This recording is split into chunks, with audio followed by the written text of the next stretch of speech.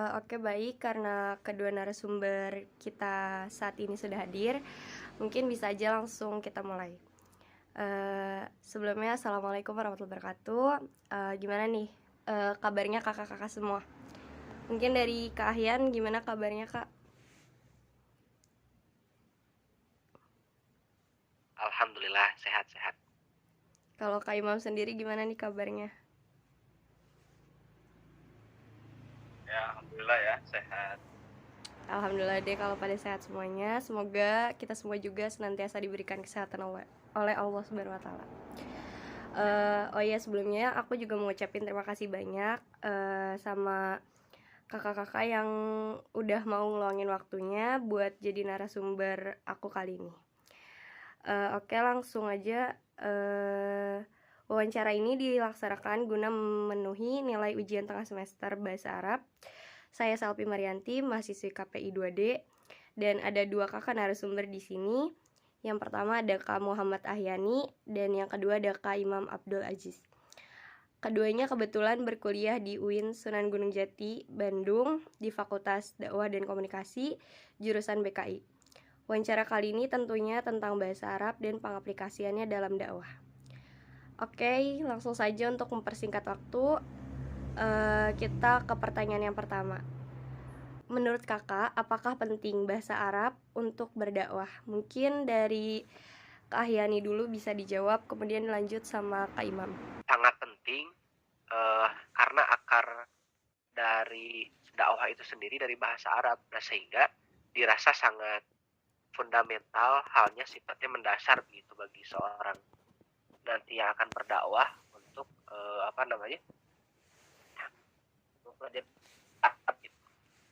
Jadi sangat penting. Oke, mungkin kalau dari Kak Imam gimana? Oke, udah disampaikan juga ya sama Muhammad Yani. Namun kalau dari saya sendiri ini lebih kepada pengalaman ketika seseorang ingin berdakwah terus dibekali dengan ilmu bahasa Arab, maka pertanyaan apakah penting atau tidaknya? Kalau menurut saya itu sangat penting. Kenapa? Karena sumber awal dari ilmu ataupun ilmu agama maupun ilmu alam maupun biologi dan sebagainya itu berdasarkan dari Al-Quran dulu. Setelah itu baru diserap dan perlu disepakati sehingga dijadilah sebuah ilmu ataupun disiplin ilmu. Jadi pada dasarnya mempelajari ilmu bahasa itu sangat penting. Oke, baik, berarti menurut kakaknya ini bahasa Arab itu sangat penting ya buat berdakwah. Oke, lanjut ke pertanyaan yang kedua. Apakah seorang dai perlu menguasai bahasa Arab? Boleh disertakan dengan alasannya. Bisa langsung dijawab. Boleh. Pertanyaannya ini memang sangat menarik sekali ya. Tadi kan apakah seorang dai harus menguasai bahasa itu? Bagi saya seorang dai itu harus sekali untuk menguasai bahasa Arab gitu ya. Soalnya kan dai itu sendiri sebetulnya berasal dari bahasa Arab gitu ya. Apalagi dai ini kan seorang pendakwah yang jelas nanti akan menyampaikan ayat-ayat Al-Quran, dan ayat-ayat Al-Quran itu kan berbasis bahasa Arab. Nah, sehingga sangat diharuskan seorang dai itu harus menguasai bahasa Arab. Karena dalam penyampaiannya kan nanti harus paham juga ya dalam menyampaikan lafadznya, kalimatnya, ayatnya itu seperti apa gitu. Dan itu ada kajiannya, ada pelajarannya di bahasa Arab begitu, cara memaknainya dan cara memaknai setiap kalimat, setiap kata ayat begitu ya, sehingga dalam menafsirkannya tidak salah. Begitu kurang lebih ya. Okay. Mungkin dari Kak Imam gimana jawabannya? Baik, begini ya Kak Selvi, saya teringat makalah ataupun kata ulama pimpinan para pesantren waktu saya mondok gitu. Seorang pendidik itu terlihat mahkotanya dia pintar. Seorang petani mahkotanya dia sukses dalam bertaninya. Dan tidak lepas bawaannya itu adalah cangkul, parang, golok. Itu mahkotanya seorang petani. Selanjutnya seorang pelajar mahkotanya apa? Dia terlihat pintar, terlihat rajin. Yang dibawanya apa mahkotanya? Yang menjadi perangannya atau penghiasnya? Pensil, buku bacaannya. Itu. Begitupun seorang mahasiswa, ya. Apa mahkotanya? Dia pintar dalam segi keilmuannya. Dia menguasai ya dari berbagai sudut pandang ilmuannya yang menjadi referensi buat dia berbicara ataupun daya berpikirnya, sehingga ketika dalam pelontaran bahasa pun pengucapannya tidak lepas dari referensi. Itu seorang mahasiswa ya, dia terkenal dengan orasinya. Itu mahkota mahasiswa. Nah, begitupun seorang dai, mahkotanya apa? Al-Lughatul Arabiyah, itu memiliki dan mampu menguasai bahasa Arab.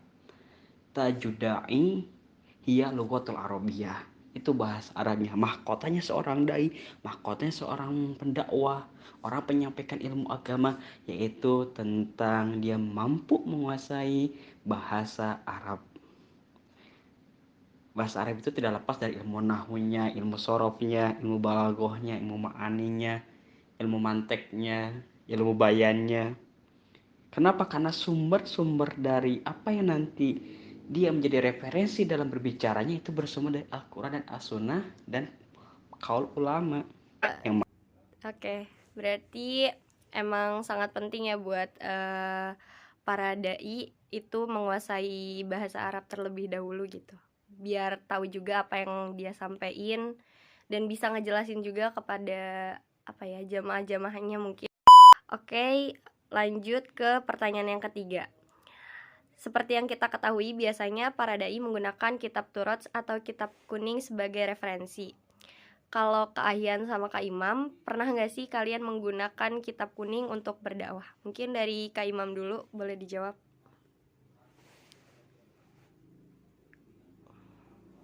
Baik, untuk pertanyaan ketiga ya. Oke. Untuk diri saya sendiri ya, perihal untuk kitab Turos ini bagi saya beda-beda ya. Setiap orang itu memiliki tipe yang berbeda. Ketika saya di depan atau umum ataupun di kajian khusus, itu sifatnya kitab Turos itu wajib gitu harus dibawa. Kenapa? Karena beda lagi ya sama workshop gitu kan, kayak seminar gitu, beda lagi. Tapi kalau kitab kajian khusus, saya mau tidak mau bawa kitab Turos sebagai referensi. Kenapa? Karena sumber ilmu yang saya sampaikan itu berdasar dari kitab Turos tersebut. Contoh ketika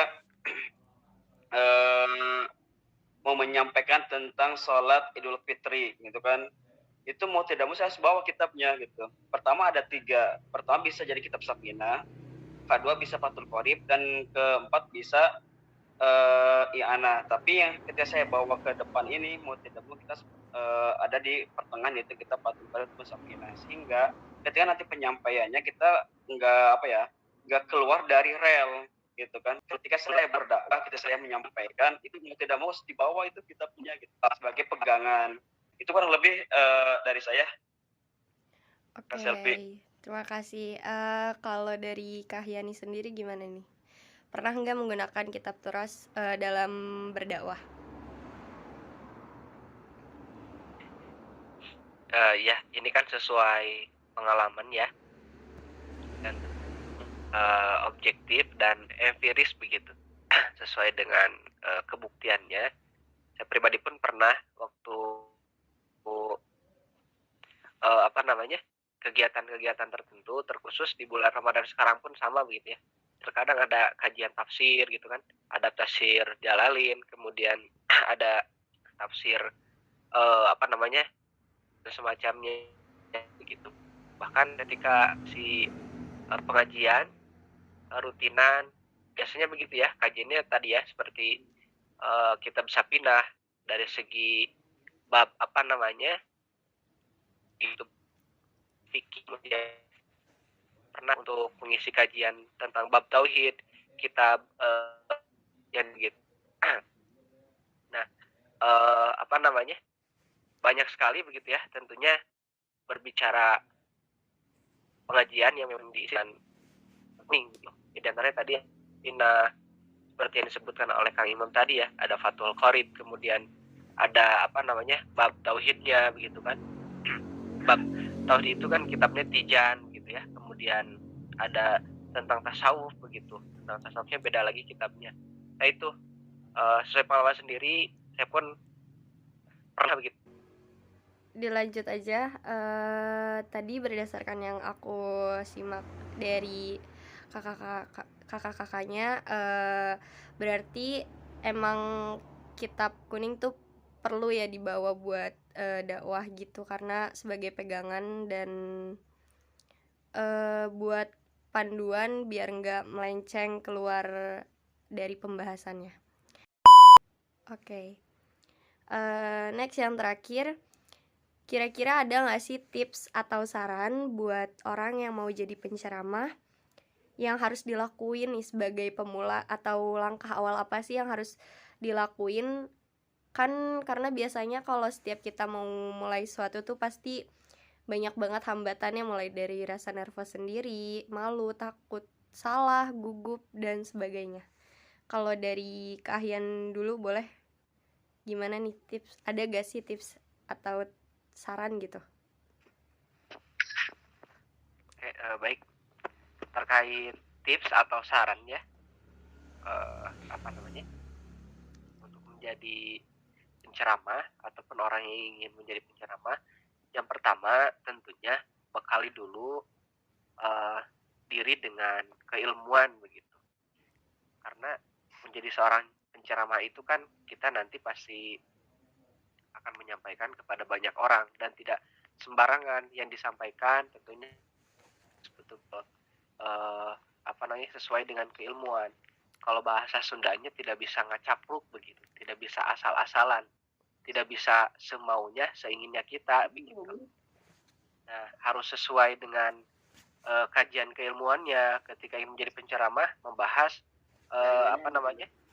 bab kajian fikih, ya berarti harus jelas, harus tahu kajian ilmu fikihnya. Ketika hari ini berbicara tentang bab tauhidnya begitu ya, menyampaikan berarti harus tahu dulu ilmu tentang bab tauhidnya. Begitupun tentang tasawuf dan yang lainnya, bab tentang akhlak dan semacamnya. Intinya tips atau sarannya pertama, untuk menjadi seorang penceramah itu belajar dulu begitu ya, belajar dulu, tetapi bisa sambil mengamalkan sedikit-sedikit, sambil menguji mental gitu ya, dipersiapkan mental. Karena selain keilmuan yang kuat, kita pun harus mempunyai mental yang kuat ya. Terkadang orang ada yang ilmunya tinggi tapi kurang begitu berkenan untuk menyampaikan karena tidak punya mental. Nah, sambil supaya nanti ada jam terbang dan nanti terbiasa. Oke, kalau dari ilmu terus bertambah. Oke. Makasih Kak. Kalau dari Kak Imam gimana nih? Ada gak sih tips atau sarannya buat orang yang mau mulai jadi penceramah gitu? Oke. Ini sebelumnya jelas gak suara saya? Jelas Kak. Oke. Untuk perihal untuk menjadi seorang penceramah, dengan kita itu adalah balighu wa anni walau ayat. Jadi seseorang ini mesti dan patut harus menyampaikan satu tanda kepada orang lain itu.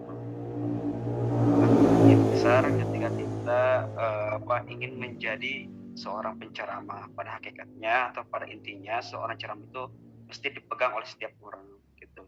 Terus kedua, tips bagi orang yang menjadi seorang penceramah tidak lepas dari tadi yang disampaikan, menguasai materi, sehingga apapun yang nanti disampaikan disesuaikan dengan contoh. Gak mungkin kita menyampaikan ilmu tauhid ke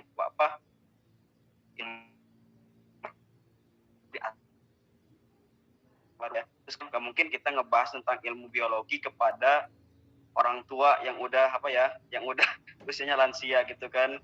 Terus ketiganya kan mungkin kita ngajarin matematika, fisika, yang lain, namanya bukan berlatarkan pendidikan yang berkompetensi ataupun yang kompetensi gitu kan. Tapi di sini tetap seorang dai harus mesti menguasai psikologis dari audiensnya sehingga dari apa yang disampaikan oleh penceramah ataupun seperti makulanya, ketika kita menjadi seorang penceramah, ini sarannya datanglah dari hati sehingga nanti nyambung ke hati dan berdampak kepada dianya. Ketika kita sedang emosi, kita disampaikan itu bakal merubah sebuah intervensi atau apa itulah gitu kan. Nanti si audiens ini akan menerimanya kurang begitu baik gitu, sehingga akan berdampak kepada kurang lebih akan berdampak kepada psikologi yang memang tidak diharapkan oleh si audiens. Itu kurang lebih Kak Selvi. Oke, makasih Kak jawabannya. Oh ya, oke. Dari apa yang sudah tadi dipaparkan, kesimpulannya berarti untuk menjadi penceramah pemula, yang paling terpenting adalah membekali diri dengan keilmuan dan mempersiapkan mental serta memahami psikologi para madunya. Oke. Saya ucapkan terima kasih untuk kedua narasumber yang sudah berkenan meluangkan waktunya untuk membantu saya menjadi narasumber, yaitu Kak Hyani dan Kak Imam, demi kelancaran tugas bahasa Arab saya kali ini. Sekian dari saya. Hadanallahu wa iyyakum ajmain. Wassalamualaikum warahmatullahi wabarakatuh. Waalaikumsalam warahmatullahi wabarakatuh. Udah, makasih ya Kak. Semoga dapat nilai 100. Hasanan mimma wadaha al-video hadisan amma yata'allaku bil as'ilatil lati alqaituha nastati'u an nastanbita an ahammiyatil lughatil arabiyyah fit da'wah fahiya muhimmatun jiddan li'anna ad-da'wata yahtaju ila dalilin minal Qur'an wal hadis wa min ulumin akhara yutlabu bihi istikhdamul lughatil arabiyyah. Summa as-su'alis sani fadda'i yulzamu lahu an yasta'ulliya lughatal arabiyyah li'anna da'iya hina yuballighu kalam Allah labudda an ya'rifa ma'nahu wa tafsirahu wa ba'da zalika lughatul arabiyyah hiya tajun lid-da'i.